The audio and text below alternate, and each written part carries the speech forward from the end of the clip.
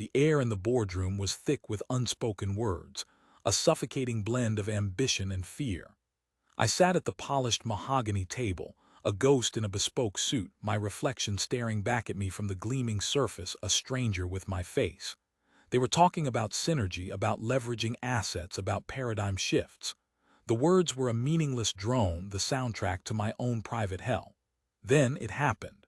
A single, terrifying thought, sharp and cold as a shard of renewable resource. Your attention. Your mental and emotional energy. Every ounce of energy you spend worrying about someone else's opinion, desiring a luxury you don't need, or getting angry about a trivial inconvenience is an ounce of energy you cannot ice, pierce the fog of my complacency. What if this is all you will ever be? They say your life flashes before your eyes before you die. For me, it was my future that flashed before me, a bleak, endless corridor spent on what truly matters, your character, your purpose, your inner peace. Ethan had been an energy sieve. He leaked focus and passion on 1,000 meaningless things. He would get worked up over political arguments on the internet with strangers. He would have identical boardrooms of hollow victories and meaningless accolades. A future where the stranger in the reflection became the only man I knew. In that moment, something inside me broke. Or maybe something was finally born. I stood up, the screech feel a pang of envy seeing a friend post vacation photos on social media. He would spend hours ruminating on a slightly of my chair, echoing the silent scream in my soul. I didn't say a word. I just walked out. Out of the boardroom, out of the building, out of the life that was slowly, methodically killing me. This is not the story of how I found success. This is the story of how I found myself. This is the story of the philosophy so dangerous, they hope you never discover it. It's a philosophy whispered in the corridors of power, in awkward social interaction. His attention was a wild horse, galloping in every direction, controlled by whatever fleeting stimulus caught its eye. Julian gave him a simple, brutal exercise. For the next month, he said, I want you to the Spartan cells of ancient monasteries, in the quiet, desperate moments of men who have reached the end of their rope and have found to their astonishment that the rope was a leash, and they were holding it the entire time. It is a philosophy that promises not happiness but freedom, not comfort but strength, not answers but the courage to live with the questions. It is a philosophy for the few who are brave enough to look into the abyss of their own potential practice voluntary discomfort. I want you to actively seek out small, manageable hardships, and I want you to start a journal of things you can live without. The voluntary discomfort started with the physical. He began taking cold showers. The first time, his body screamed in protest. Every instinct told him to get out, to return to the warmth and comfort. But he and not flinch. A philosophy for the men who are tired of being sheep and are ready to become lions. My journey began not with a roar, but with a whisper. The whisper of a forgotten promise I had made to myself as forced himself to stay, to breathe through the shock, to calmly tell himself, this is just a sensation. It is not harming me. I choose to endure it. After a few minutes, something remarkable happened. His body adapted. The shivering subsided. And when he finally stepped out, he felt an incredible surge of energy and a profound sense of mastery. He had faced a physical fear and a desire for comfort, and he had won. It was a small victory, but it was a victory he had chosen. He extended the practice. He would intentionally fast for a day to learn the difference between the body's signal for I would like food and I need food to survive. He found that hunger was largely a creature of habit and mind. By enduring it, he broke its power over him. He would sleep on the floor for a night just to remind himself that a soft bed is a luxury, not a necessity. He would go for a boy, a promise to live a life of adventure, of purpose, of meaning. A promise that had been buried under a mountain of societal expectations, of parental ambitions, of the seductive, soul-crushing lullaby of the comfort zone.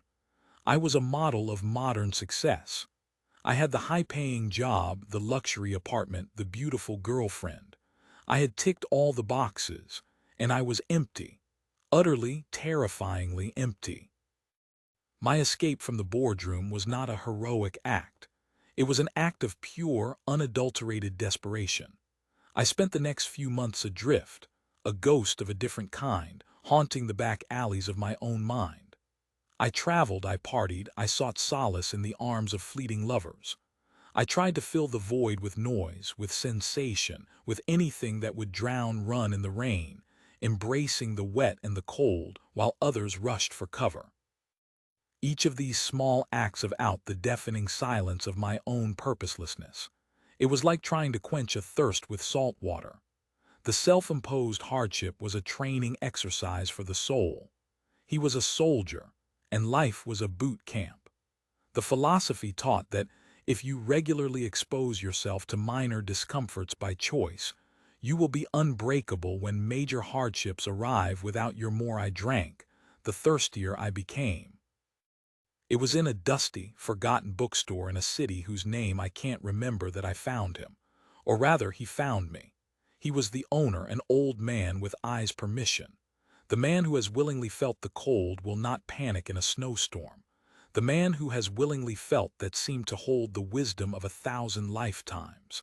He saw me for what I was, a drowning man pretending he was on a leisurely swim.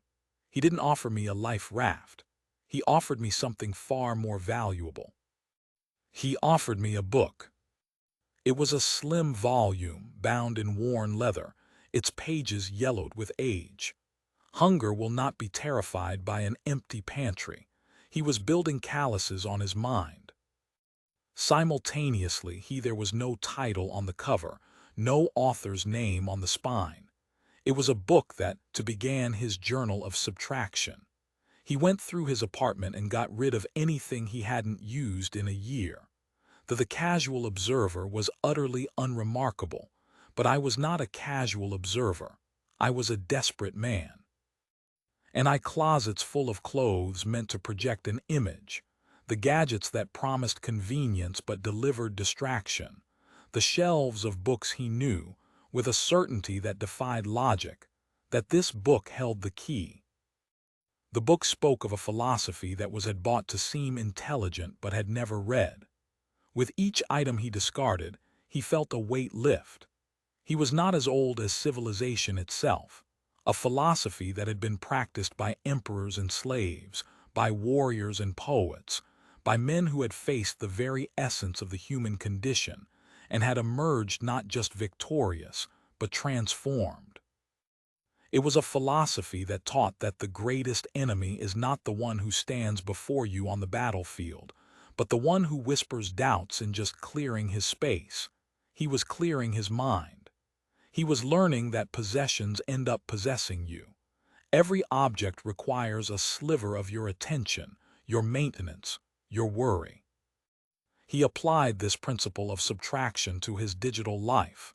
He deleted your ear in the dead of night, the enemy within. It spoke of a world divided not into the rich and the poor, social media apps from his phone. In the first few days, he felt a phantom limb, a twitchy, compulsive need to check or the successful and the unsuccessful, but into the masters and the slaves. But the chains of this slavery were not made for notifications, for likes, for the validation of the digital tribe. But he resisted, and after a week he felt a profound sense of peace. The constant, low-grade hum of comparison and envy was gone. The noise of iron.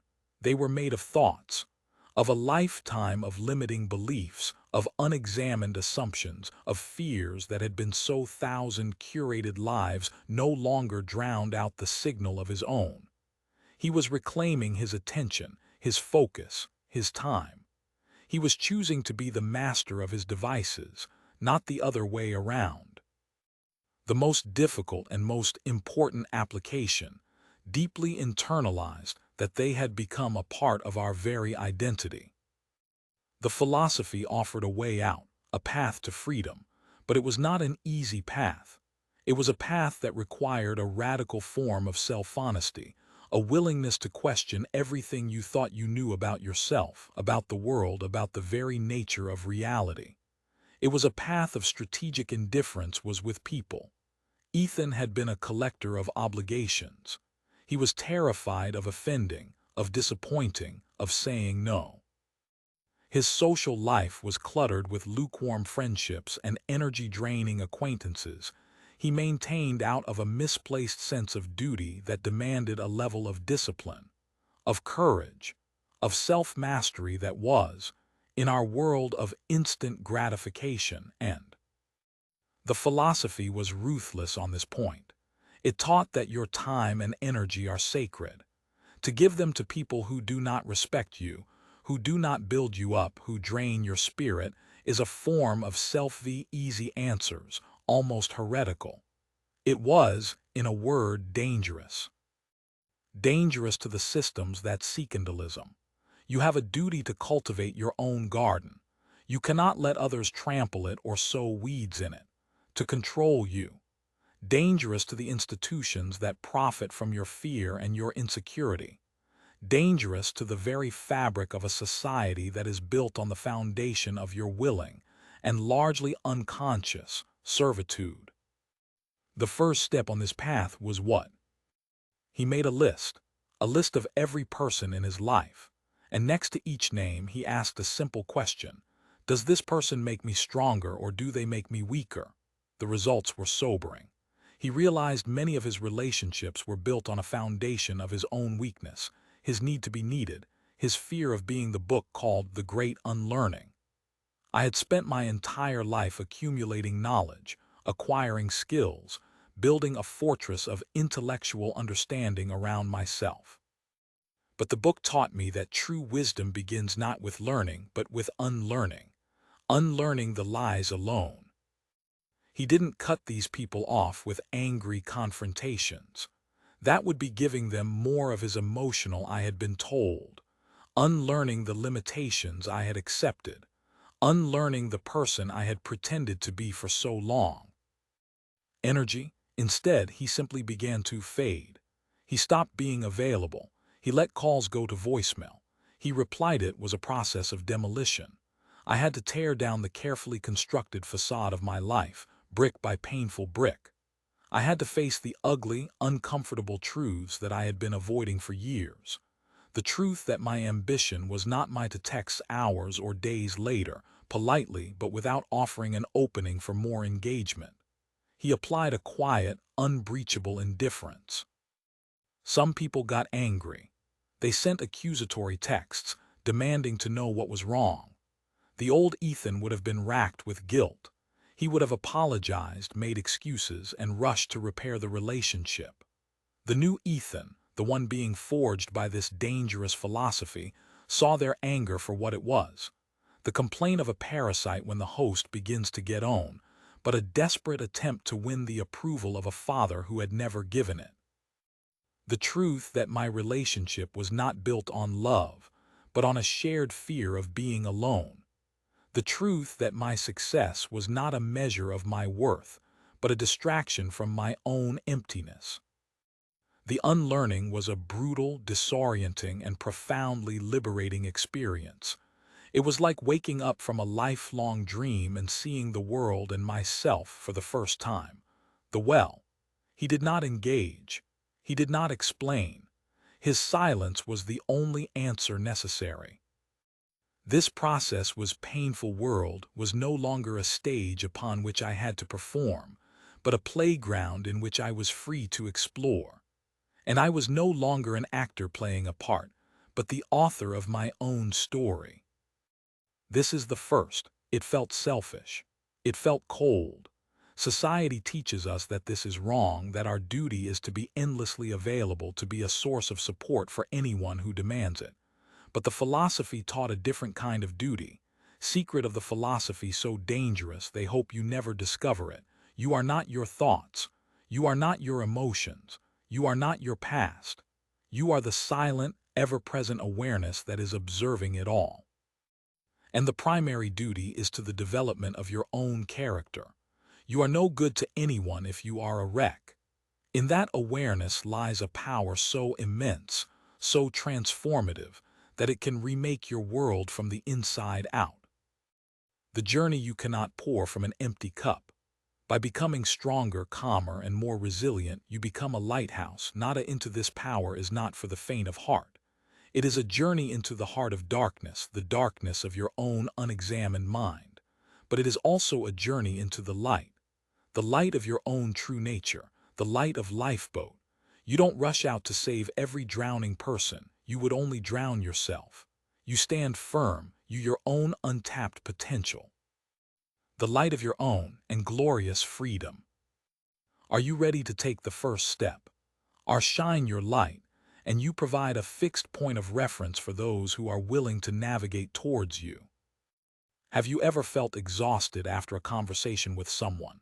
Have you ever dreaded the sound of your phone ringing, knowing it's a person who will do nothing but complain and drain your energy?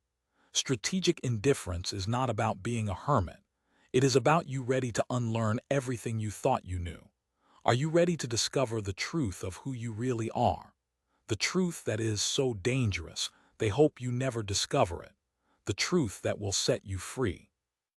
The question is not whether you are worthy of this freedom. The question is whether you are brave enough to claim it. The old man in the bookstore, becoming a ruthless curator of your own life. It is about understanding that your attention is the currency of your life, and you get to choose how to spend it. Elias, the man in the boardroom, understood this perfectly. Marcus Sterling had given me a compass, but it was up to me to navigate the treacherous waters of my own psyche. The book was not a map, but a series of signposts, each one pointing me deeper into the uncharted territory of my own being. The journey was a solitary one, a pilgrimage into the wilderness of my own soul. One of the first and most challenging practices trying to buy his company, yes, but more than that, he was trying to buy his attention, his emotional energy. He was trying to get Elias to worry about the market, to fear the future, to feel greed for the deal.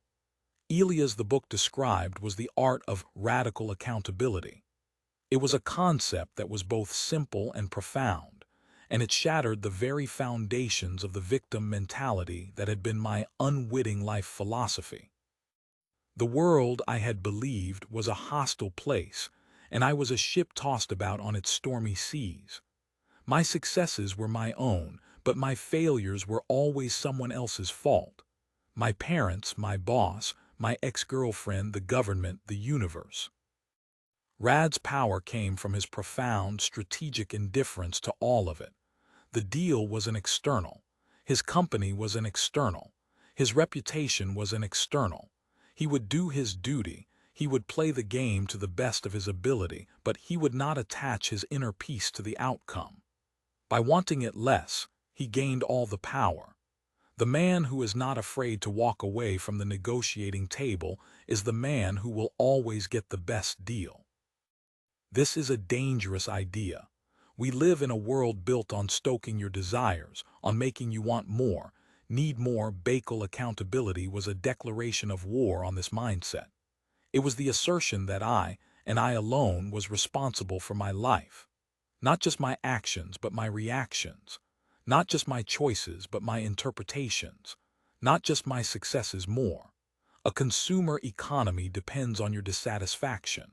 A political system depends on your fear and your outrage.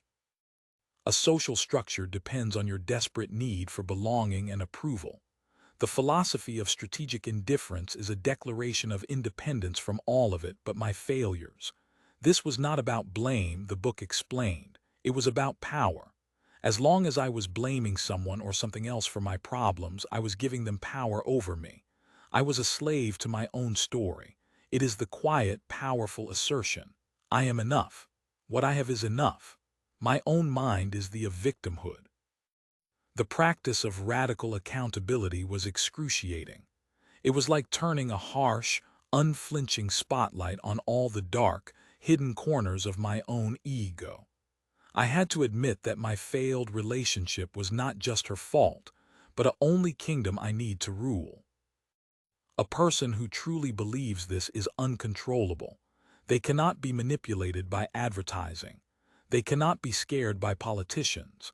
They cannot be shamed by social pressure. They are free. And that freedom is the reflection of my own emotional immaturity. I had to admit that my dissatisfaction at work was not just the fault of a soulless corporation, but a result of my own cowardice in not pursuing my true passions. I had to admit that my unhappiness was not a condition inflicted upon me by the world, but a choice I was making, moment by moment, every single day.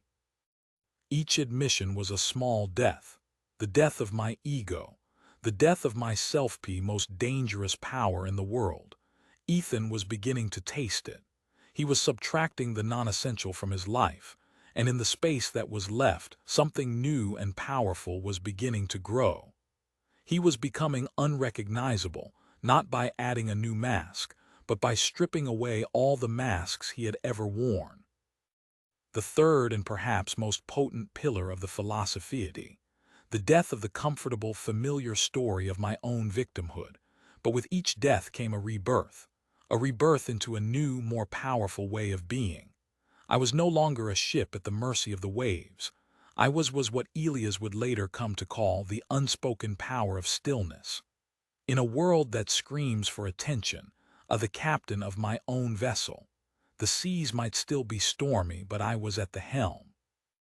And for the first time, world of constant noise, frantic motion, and endless chatter, this philosophy taught that true power lies in silence, in the pause, in a profound and unshakable stillness of mind and body.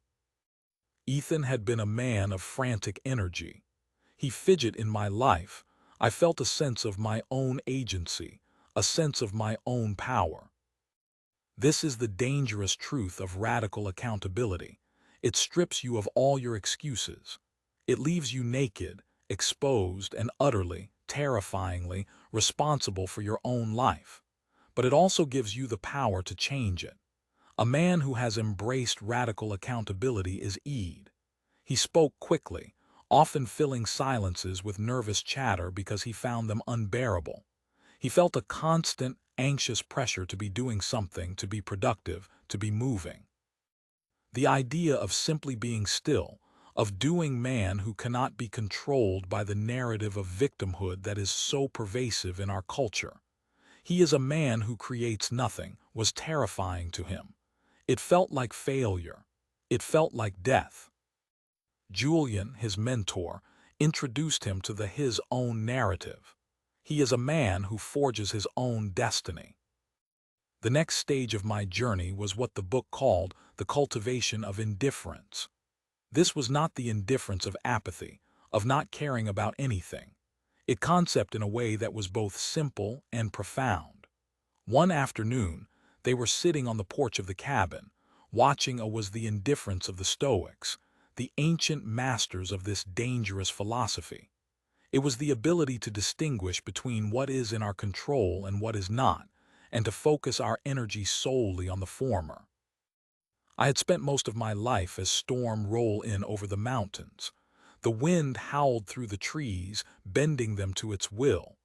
Rain began to lash down. It was a scene of violent, chaotic energy. "Look at the trees," Julian said, his voice calm amidst a slave to my own emotions. My happiness was dependent on the approval of others. My peace of mind was dependent on the growing tempest. They bend, they sway, they move with the wind.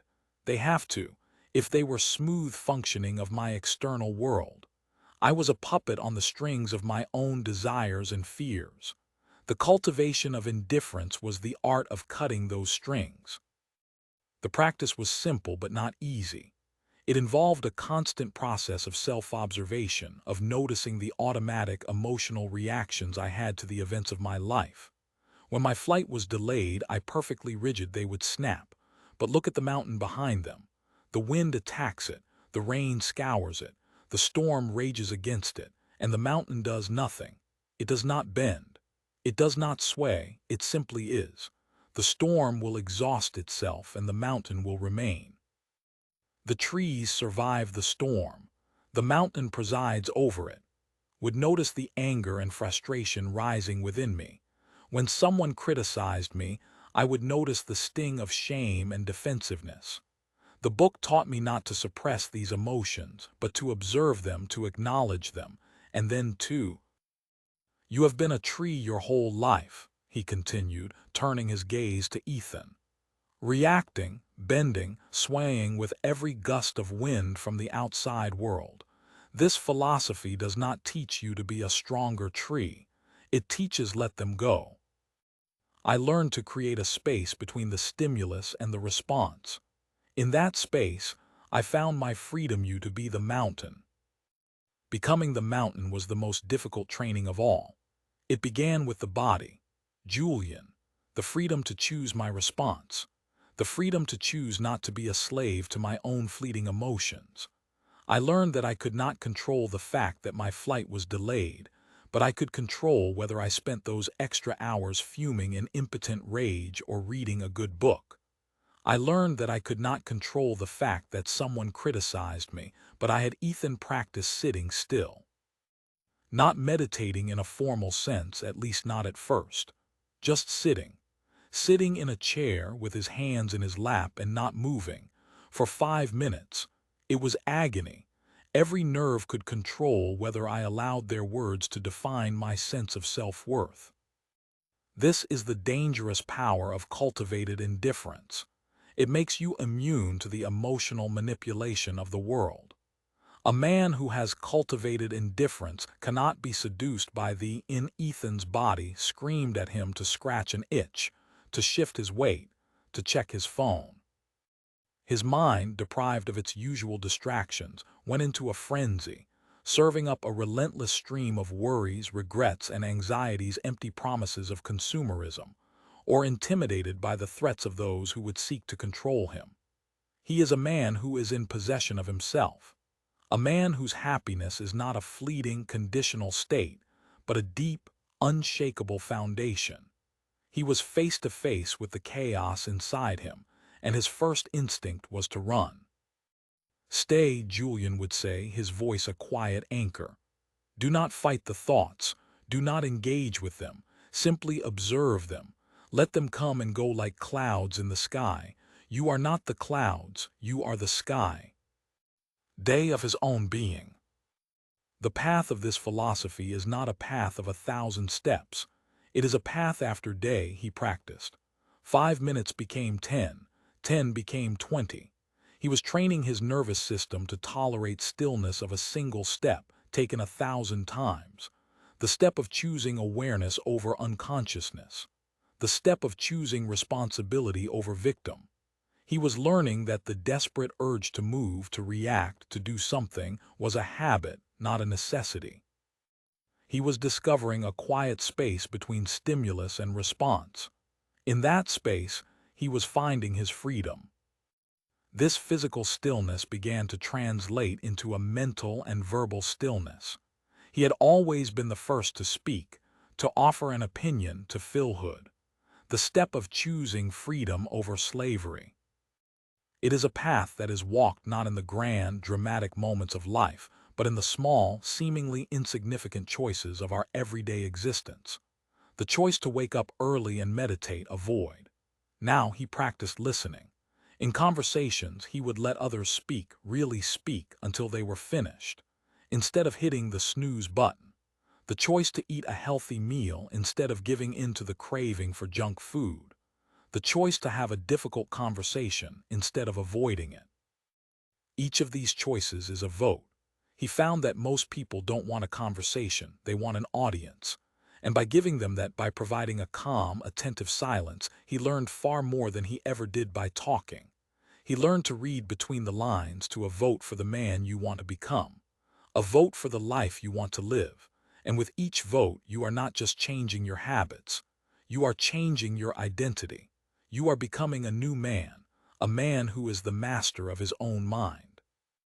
A man who is the architect of his own soul. A man who is not afraid to be dangerous, hear the insecurities behind the bravado, to see the fear behind the anger.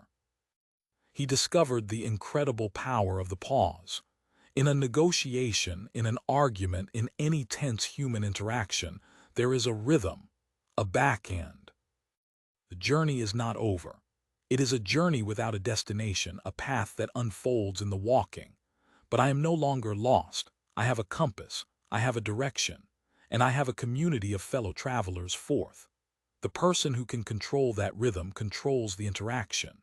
The old Ethan would rush to respond to an accusation, a quiet brotherhood of men who are on the same path, who are fighting the same battles, who are committed to the same, defensiveness only serving to make him look guilty. The new Elias, the man he was becoming, would meet an accusation with silence dangerous and beautiful truth. The truth that you are more powerful than you have ever been led to believe. The truth that you are the creator of your own reality. The truth that the only thing standing between you and the life you want is the story you keep telling yourself about why you can't have it. The question is, are you ready to write he would let it hang in the air unsupported? More often than not, the accuser, unnerved by the lack of a reaction, would start to babble.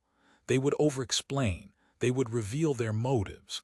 They would, new story, a story of power, of purpose, of freedom. A story that is so dangerous, they hope you never discover, in effect, argue against themselves. By doing nothing, Elias would achieve everything. This is a weapon that is available to everyone. The pen is in your hand. The page is blank. The story is waiting to be written.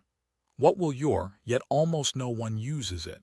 We are terrified of silence. We are conditioned to see it as awkward as a signed story be. The book, My Silent, Leather-Bound Mentor, spoke of the final and most crucial stage of the journey, the embrace of the abyss. It was a chilling phrase, one that hinted at a level of failure in communication. But this philosophy teaches that silence is not an absence. It is a presence. It is a space where truth can emerge. In a world of noise, silence is a statement. It says, I am not rattled. I am not on your timetable. I am in control of my own mind, and therefore I am in control of confrontation that made my previous efforts at unlearning and accountability seem like child's play. The abyss, the book explained, was the part of ourselves that we spend our entire lives running from. It is our shadow, our darkness, our deepest fears, our most primal and often most destructive instincts. Our society is built on this situation. The man in the boardroom, Elias, wielded this weapon with surgical precision. When Marcus Sterling unleashed his tirade, Elias didn't interrupt. He didn't argue. He didn't defend. He gifted him a profound, unnerving silence. He let Marcus exhaust his ammunition against the side of a mountain, and in that silence Marcus defeated himself. Elias' final, quiet words were merely the confirmation of a victory that had been 1 minute earlier, without a single word being spoken. This power of stillness is rooted in the second aspect of this pillar, the concept that modern society finds most morbid and most terrifying. Memento mori. Remember you must die. The philosophy taught Ethan not to fear death, but to use the fact of his own mortality as an organizing principle for his life. The book from the chest contained a meditation. Every morning when you wake up, tell yourself, I may not see the sunset. Every evening when you go to sleep, tell yourself, I may not see the sunrise. Live this day as if it were your last, but plan as if you will live forever. This was not a call to hedonism. It was not denial of the abyss. We are taught to be good, to be polite, to be civilized. We are taught to suppress our anger, to hide our sadness, to be ashamed of our desires. We are taught to present a carefully curated, socially acceptable version of ourselves to the world, a mask that conceals the messy, chaotic, and often terrifying reality of who we are. But the abyss cannot be denied. It can only be suppressed. And the more we suppress it, the more powerful it becomes. It festers in the darkness, it whispers to us in our dreams, It erupts in moments of rage, of addiction, of self-sabotage. It is the monster in our own personal labyrinth, a monster that we ourselves have created. The philosophy of the abyss is not to slay the monster, it is to befriend it. It is to walk into the labyrinth not with a sword but with a lantern. It is to look the monster in the eye and say, I see you, I acknowledge you, you are a part of me. This was the most terrifying part of the journey. It required me to confront the parts of myself that I was most ashamed of. My jealousy, my envy, my lust for power, my capacity for cruelty. It was a descent into my own personal hell. The book guided me through a series of practices designed to facilitate this descent. One was the practice of shadow journaling, of writing down, in uncensored detail, all the dark, ugly thoughts and feelings that I would normally suppress. Another was the practice of active imagination, of having conversations with the different, often conflicting, parts of my own psyche. It was a messy, painful, and deeply unsettling process. There eat, drink, and be merry, for tomorrow we die. It was the exact opposite. It was a call to radical intentionality. If this day were your last, would you spend it in petty arguments? Would you spend it worrying about the opinions of people who don't matter? Would you spend it scrolling through the highlight reels of other people's lives? Or would you spend it on what is truly important, on your purpose, on your character, on the people you truly love? The constant, quiet awareness of his own death became Ethan's ultimate filter. It allowed him to distinguish between the signal and the noise. With were days when I was so overwhelmed by the darkness I was uncovering that I wanted to give up, to crawl back into the comforting illusion of my own goodness. But the book, and the quiet, unwavering voice of my own intuition, urged me to ruthless efficiency. When faced with a difficult decision, he would ask himself, on my deathbed, which choice will I regret more? When he felt fear of taking a risk, he would ask, is the fear of this temporary failure greater than the fear of a lifetime of regret? This practice annihilated his social anxiety. What does one man's fleeting disapproval matter in the face continue? And slowly something miraculous began to happen. The more I embraced my shadow, the less power it had over me.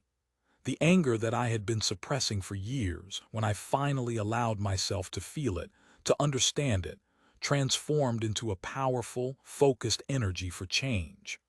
The fear that had been my constant companion, when I finally of an infinite, eternal void. The fear of looking foolish, the fear of being rejected, the fear of not being liked looked it in the eye, revealed itself to be a wise and protective guide. The desires that I had been so ashamed of, when I finally accepted them as a natural and vital part of my own humanity, became a source of creativity and passion. These are the fears of a person who thinks they have an infinite amount of time. A person who is truly alive to their own mortality does not have the luxury of indulging in such trivial anxieties. Have you ever held back from pursuing? Was no longer at war with myself. I was becoming whole. I was integrating the light and the dark, the civilized and the primal, the hero and the monster. I was becoming a man who was not afraid of his own complexity, a dream because you were afraid of what people might think. Have you ever stayed in a situation you knew was wrong for man who was not defined by his virtues or his vices, but by his courage to embrace them both? This is the most you because you were afraid of the unknown. The practice of memento mori reveals these fears for what they are: ghosts, phantoms that have no power over a person who has made peace with the only certainty in life.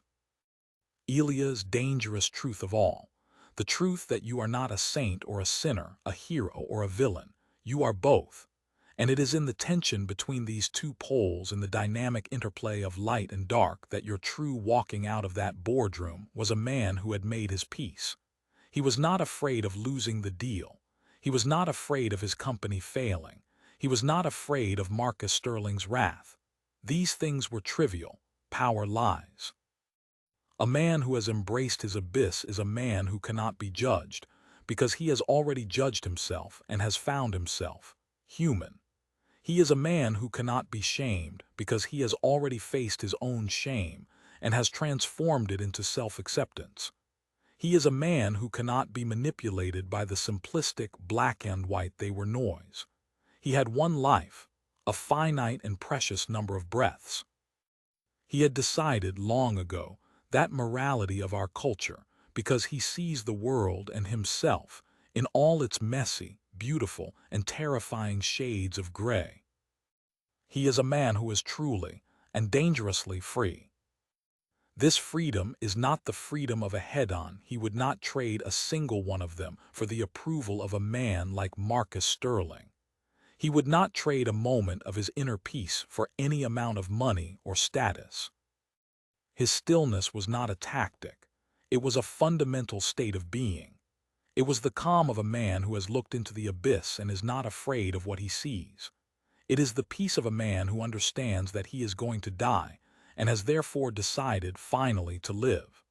Not as a frantic, desperate grasping for pleasure, but as a calm, deliberate, and purposeful executionist who is a slave to his own desires. It is the freedom of a warrior who has mastered his own inner kingdom. It is the freedom of a king who rules not by force, but by the quiet, unshakable authority of his own will. This is the philosophy that is so dangerous. It cannot be sold. It cannot be bought of his own integrated self. This is the ultimate goal of the philosophy so dangerous. They hope you never discover it. Not. It requires no guru, no seminar, no secret handshake. It requires only your attention, your discipline, and your courage to become a better person, but to become a whole person, not to eliminate the darkness, but to integrate it. The courage to build your own citadel in a world that wants you to be vulnerable. The courage to be indifferent to the not to reach a destination of enlightenment, but to embrace the lifelong journey of self-discovery, of self-mastery, of self-creation. The journey is yours to take if you so choose. The abyss is waiting. The monster is waiting. Your distractions that the world tells you are important. The courage to sit in stillness and face yourself. The courage to remember that you are own and glorious. Wholeness is waiting. The question is, are you brave enough to descend? Are you brave enough going to die and to let that fact liberate you, not imprison you? This is the journey from Ethan to Elias, from the tree to the mountain, from the ship in the storm to the lighthouse that guides it home. It is a journey of demolition and reconstruction. It is a path of fire and of silence. And it is a path that is open to anyone who has grown tired of being a ghost and is ready, finally, to become real. Let's return to that, to face the darkness within. Are you brave enough to embrace the monster? Are you brave enough to be dangerous? The choice boardroom. Let's see it through the eyes of the man who was forged in this fire. When Elias walked in that morning, he knew the numbers, he knew the market, he knew the strengths and weaknesses of both companies. That, as always, is yours. But know this, the world does not need any more good men, it needs whole men. Men who are not afraid of the dark because they have learned to carry their own light. Men who have been to the abyss and back. Men who have learned to sheath the sword, not because they are afraid to fight, but because they have nothing left to prove. Will you be one of those men? The final pages of the book were not filled with answers, but with a single, haunting question. What will you do with your freedom? It was a question that echoed in the chambers of my newly integrated soul, a question that demanded not a verbal response, but a lived one. My journey had taken me from the heights of corporate success to the depths of my own personal abyss. I had unlearned a lifetime of lies. I had embraced a radical form of responsibility. I had cultivated an inner citadel of peace, and I had befriended the monster within. I was a free man, But what did that freedom mean? What was its purpose? The philosophy had taught me to be the master of my own mind, but it had not taught me what to do with that was the work of the mind, the simple part. But his preparation went deeper. As he sat in the car on the way to the meeting, he did not pump himself up with music or motivational talk. He did not visualize success. He did the opposite. He practiced what the philosophy called premeditatio malorum, the premeditation of evils. He visualized failure. He visualized Marcus Sterling laughing in his face. He visualized the deal falling apart in the most humiliating way possible. He mastery. It had given me the keys to the kingdom, but it had not shown me how to rule. This, imagine the headlines, the angry shareholders, the disappointed employees. He pictured himself losing everything. He walked through this imaginary hell, step by step, and then at the end of it he asked himself the question, and will I be okay? He pictured himself stripped of his company, his title, his wealth, and what was left? A man who I realized was the final and most subtle test, the test of purpose. I spent months in solitude, could control his thoughts, a man who needed very little to be content, a man who had built an inner citadel that no market crash could ever touch. And the answer came back calm and clear. Yes, I will be okay. In a small cabin in the mountains, grappling with this question. I had no phone, no internet, no distractions, just the silence of the wilderness and the roaring fire of my own questing soul. I thought about going back to the corporate world, to use my newfound power to climb to even greater heights of success. I thought about becoming a guru, a teacher fortunate but not tragic. I will endure. I will adapt. I will begin again. This is the source, a leader of men. I thought about a life of quiet contemplation, of monastic simplicity. But none of these paths felt of his power. He walked into that room having already accepted the worst possible outcome. He had already made peace with failure, and because of that, he was completely and utterly free from the fear of it. He was not negotiating to gain something. He was negotiating from a position of already having everything he needed within himself. Marcus Sterling, on the other hand, was right. They were all, in their own way, a retreat from the world, a form of self-cherishing. The philosophy had not been a gift for me alone. It was a torch, and it was my duty to pass it on. But how? How could I share a philosophy that was so personal, so experiential, so dangerous? The answer came to me a prisoner of his own success. His identity was tied to winning. His self-worth was a direct reflection of his net, not in a flash of inspiration, but in a slow, dawning realization. I was not meant to be a guru. I worth. He needed this deal not just for the money, but for the victory, for the validation. He was desperate, and Elias could smell that desperation like a shark smells blood in the water. All of Marcus's tactics was meant to be a storyteller. My journey was not just my own. It was a universal story, a modern-day myth, a hero's journey for the 21st century man. And so I started to write. The intimidation, the condescension, the feigned pity, they were all designed to provoke an emotional response. He wrote about the boardroom, about the old man in the bookstore, about the abyss. I wrote about the pain, the struggle, the Elias to get angry, to get defensive, to get scared. Because if Elias was reacting emotionally, he wouldn't be thinking fear. And I wrote about the liberation, the joy, the freedom. I wrote not to preach, but to share rationally. He would make a mistake. But Elias had trained for this. The years of cold showers, of fasting, of sitting, not to provide answers, but to spark questions, not to lead, but to inspire. This is my purpose. This is my freedom. This is my answer to the question. And this is my invitation to you.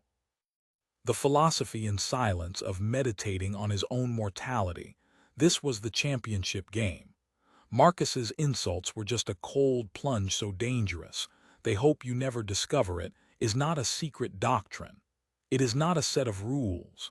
His pressure tactics were just a period of hunger.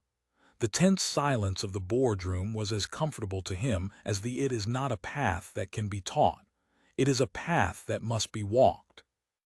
I have shared my story, not so that you can follow in my footsteps, but so that you can find the courage to walk your own path. Porch of Julian's cabin. He was a warrior in his own element. Think of the moments in your own life where you have lost control. An argument with a loved one where you said things you didn't mean.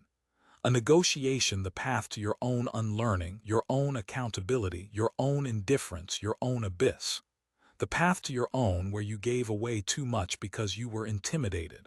A moment of panic where you made a bad decision. In every case, the root cause is the same. You were hijacked by your emotions. You were pulled into the storm.